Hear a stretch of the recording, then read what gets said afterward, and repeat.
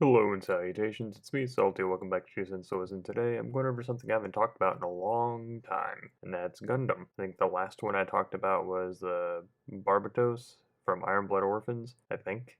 That was the last one I talked about. I've continued to collect this line, even though I don't really talk about it on the channel, so I've got, Tall Geese and Mobile Suit 8 and a few other ones. I like the line overall, but Gundam Wing is my favorite, as I may have mentioned in previous videos, so when Sandrock was announced, I had to get it. Heavy Arms is also on pre-order, so all I need is I think it's Shenron or Shenlong Gundam, and that'll kind of round out the initial team. If they do Death Scythe Hell or Endless Waltz versions, then I'll definitely be getting those. So this came from Big Bad Toy Store that arrived a couple days ago. And you see, it's a Tamashii Nations figure. And you see we get Sandrock here, and you can get a small window, which is kind of weird. Like, normally Tamashii is pretty good about showing you everything, but very small window. Top flap says Gundam Universe. Top of the box is just window continuation. Bottom of the box has that. That's the side. That's the other side. And the back just has all this kind of stuff. Says also available. The Zaku 2 I also got, and no, talk about that in its own video. All that being said, I'm going to get it open. We'll go over the articulation, look at the accessories, and all that kind of stuff. And it came with some instructions, shows you how to connect the jetpack to the back and how to connect, I think they're called shuttles, however it's pronounced. The swords to the backpack. There's the shield, figure, and all that. Lets you know about the hands, how to change them, how to connect the shuttle to the shield, and how to connect the flight stand adapter. Also got a little insert here, lets you know you can read the Gundam Universe comic at this QR code for free. It says issue 1, which means this is something new, because I don't remember this being with the previous releases. And that opens up to show you who else is available, which is nice. I like that they have all the waves here. I ended up with Tall Geese. I said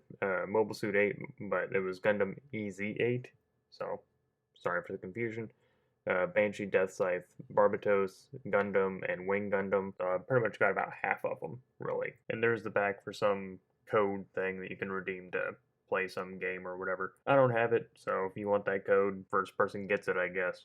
Whatever. Starting off with the boring stuff, we have the hand, which is a trigger hand for the right hand, which is interesting that it gave us a trigger hand because it didn't come with the little Uzi thing, machine gun, that he uses in the cartoon. Kind of a weird addition. I think it's a standard edition, though. And we got an open left hand as well. I don't know why the right hand couldn't look like this because he only comes with swords, but at least we have hands to hold the swords, I guess. Then there's the flight stand adapter, which clips onto the crotch. Here's the shield, which is pretty much flat. The colors appear to be accurate to me, at least going off of memory. Then there's what the instructions call the backpack, which is a jetpack. You can see the jets there, pegs into the back. There's a spot for the swords to connect, and a spot for the shield to connect. And then I'll show you one shuttle because they're the same thing.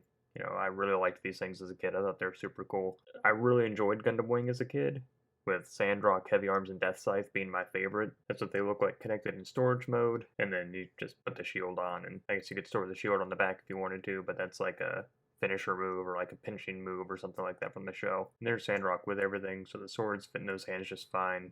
They don't hinder the shield at all, and the backpack kind of plugs in flush. That leaves us with Sandrock, and the colors appear to be accurate, again, going off memory. I always thought it was a really cool design, kind of like the winged shoulders and all that. He's piloted by Quatre, I forget how they say it. It's French for 4, but I forget how they say the name. In the English dub, I think it's Quatre, but I've only ever seen the English dub. I very much enjoy these, because I don't have to put any stickers on them.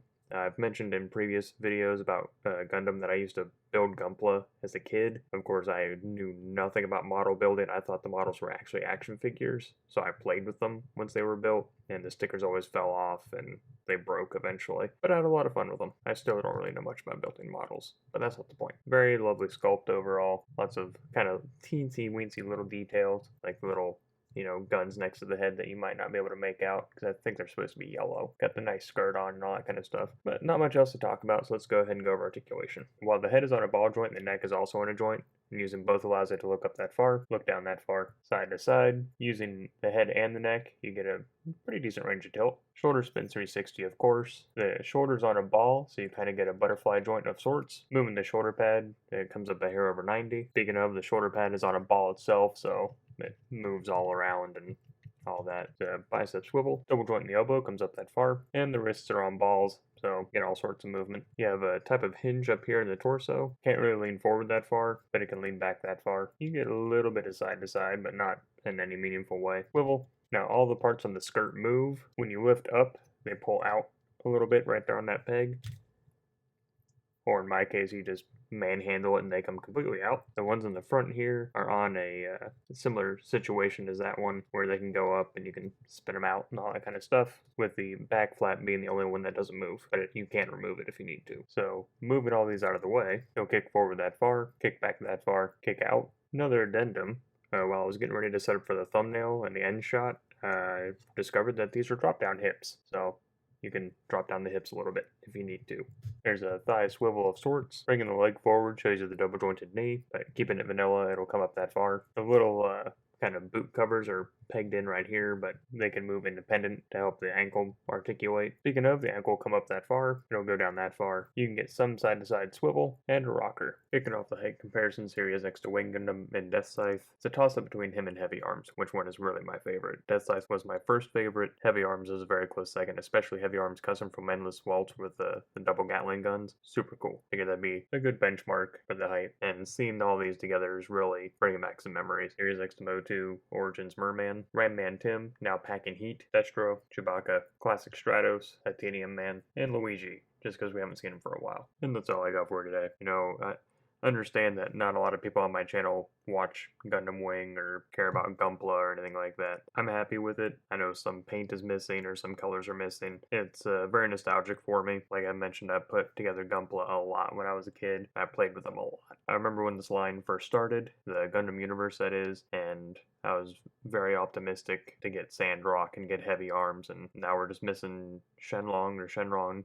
I'm not sure how it's said, so I'll have the team done whenever he gets announced. It's nice to see all this kind of come into fruition. So, and I've even found a couple Gundams along the way that I like, kind of making me want to go back and watch other Gundam anime. But let me know what you think down below. What you think about Gundam Wing? What do you think about the Gundam Universe toys? Do you prefer the Gundam models? But anyway, if it's your first time on the channel today and you like what you saw, then don't get used to me talking about Gundam Wing, because I really don't talk about Gundams that often, with the exception of these couple videos that are coming out, or are out. I'm not sure what order these are coming out in. Doesn't matter. Anyway, all that asks is that you click like on the video and subscribe to the channel.